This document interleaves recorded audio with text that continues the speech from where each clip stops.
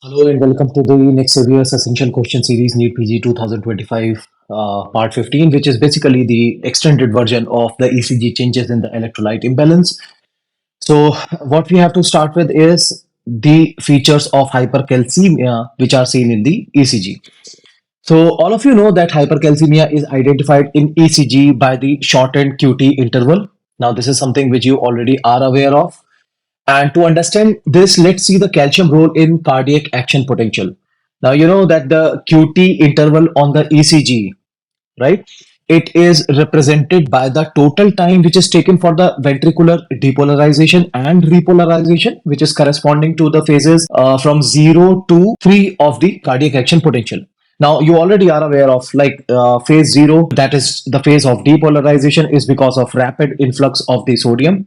You know that the phase 2, which is plateau phase, calcium influx through the L-type calcium channels maintains the plateau, which is balanced by the potassium efflux. So this is something that you are aware of. And the phase 3 is the phase of repolarization, which is dominated by the potassium efflux. So this is something which you are already aware of. Now let's see the mechanism which is there behind the shortened QT interval found in hypocalcemia. You see, high extracellular calcium, it increases the influx of the calcium ion into cardiac myocyte initially. So there will be raised calcium influx, but this also results in enhanced feedback inhibition of the L-type calcium channels. So these L-type calcium channels are inhibited as a feedback mechanism, causing them to close more quickly. So there is a more quick closure of these channels. As a result, the plateau phase is shortened, meaning the time of the ventricles that stay depolarized is reduced. So it results in the shortening of this plateau phase. Now, with the plateau phase shortened, the ventricles repolarize sooner, and this results in the overall reduction in the QT interval, as repolarization, which is represented by the T wave, occurs more rapidly. Shortening of the QT interval is explained. This is how the shortening of the QT interval is explained in hypercalcemia. As you can very clearly see that what are the findings which are going to be there in case of hypercalcemia, or how they are compared with the normal ECG. Now this is the normal QT interval, as it is very clearly evident, and here the QT interval is shortened. The shortened QT interval, as just now we have understood the mechanism, the T wave may appear closer to the QRS complex, and in severe cases of the hypercalcemia, Osborne J waves, which you already are aware, like these are the camel humps, which are seen in case of hypothermia. It is more a feature of hypothermia, but it can be seen in the severe cases of hypercalcemia too. But majority of the time, if Osborne J waves are there in the question, then it is asked in relation to the hypothermia. Now let's see what happens in case of hypocalcemia. You already are aware of the fact that hypocalcemia, it results in the reduced calcium influx during the plateau phase of the cardiac action potential. And why? Because the L type of the calcium channels, it remains open longer due to the lower calcium extracellular concentration of the calcium, as a result of which the threshold for the calcium channel closure is delayed. Now this results in prolonged plateau phase, meaning the ventricles stay depolarized for an extended period, and this prolongation of the plateau phase delays the onset of phase 3, that is repolarization is delayed. So this leads to a prolonged QT interval, which is seen or evident on the ECG as the total time for the ventricular depolarization and repolarization is increased. So this is how the changes can be made evident. As you can very clearly see that this is the normal ECG, where this is the QT interval, and here you can see, based on the number of the blocks involved, the QT interval is prolonged, and this is exactly opposite to what we have witnessed in case of hypercalcemia. Now one more point is that how this hypocalcemia might progress to a life-threatening condition, that is torsion pointus.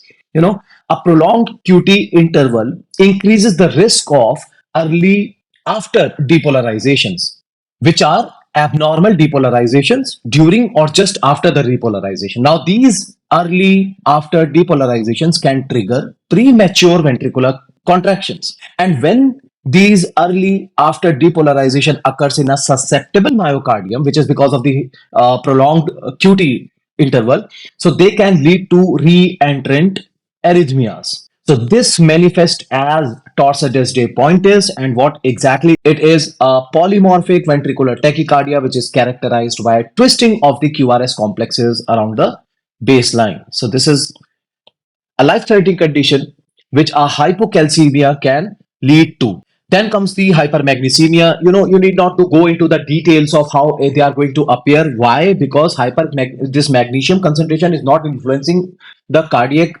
activity directly. Rather, it is influencing the cardiac activity indirectly. How? As you can see that hypermagnesemia, where the magnesium levels are more than 2.5 milliequivalent per liter. So it can significantly affect the cardiac ECG due to magnesium's role in the calcium channel regulation, as because it regulates or it modulates the calcium and potassium channels. So magnesium, as you know, it competes with the calcium at voltage gated calcium channel. So this results in the depression of the calcium influx, slowing the atrioventricular conduction, and as a result of it, there is a prolongation of the PR interval which can be witnessed. Another point is that high levels of the magnesium, they inhibit sodium channel, leading to slowed depolarization of the ventricular myocardium, and they are resulting in the widened QRS complexes. Another point is that magnesium, that it modulates the potassium efflux from the cells, so it is contributing to the peaked T waves, which is similarly seen in case of hyperkalemia, as we have discussed previously also. Now, what happens when there is a very high magnesium concentration? The conduction through the AV node and the ventricles may be suppressed entirely, so it might result in a complete heart block or asystole. So these are the features of the hypermagnesemia that you just have to remember. Then are the features of hypomagnesemia. As you know, that hypomagnesemia, it affects the potassium channels responsible for repolarization, so it might lead to a delayed ventricular repolarization resulting in prolonged QT interval. Another point is that impaired repolarization due to potassium channel dysfunction alters T wave morphology. As a result of it, there could be a flattened or T wave inversion, which is witnessed in case of hypomagnesemia. Now, another point is that because of the reduced magnesium, it might disrupt the calcium influx during the phase 2 of the action potential, thereby impairing depolarization. So there is a possibility of widened QRS complexes.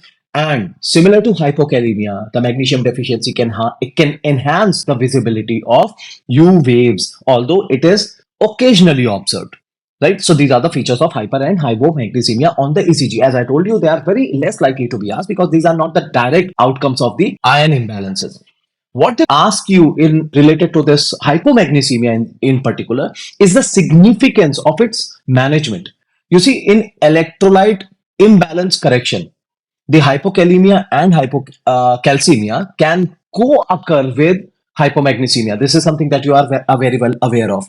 Now, the magnesium correction is essential for normalizing this potassium and calcium levels. So, in case of concurrent hypokalemia or hypocalcemia, correct magnesium first in order to facilitate the normalization of potassium and calcium. This is particularly asked, means the management of hypomagnesemia is asked where there is a coexisting hypokalemia or hypercalcemia.